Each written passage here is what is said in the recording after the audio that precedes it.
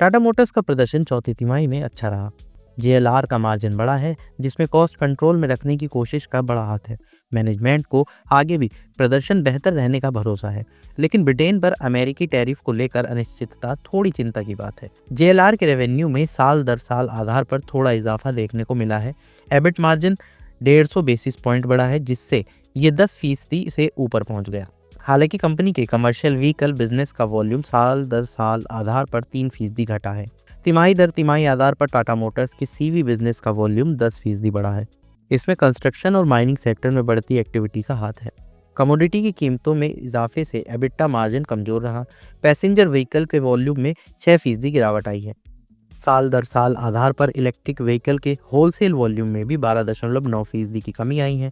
Cost में कमी करने के उपायों की वजह से एबिटा में इम्प्रूवमेंट आया है।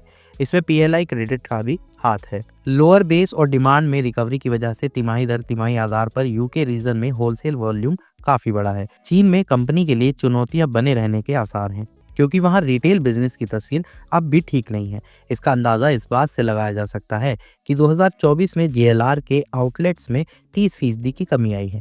इसका असर जेएलआर के प्रदर्शन पर पड़ा है। हाल ही में अमेरिका और यूके ने ट्रेड डील का ऐलान किया है। इसमें हर साल अमेरिका को यूके से 1 लाख कारों का एक्सपोर्ट शामिल है। इन पर 10% का टैरिफ लागू होगा। पहले टैरिफ 27.5% था। हालांकि नाइट्रा, स्लोवाकिया से डिफेंडर और डिस्कवरी के सेल्स पर अगले आदेश तक 27.5% टैरिफ जारी रहेगा। अमेरिका और यूके के बीच ट्रेड डील से टाटा मोटर्स को राहत मिली है।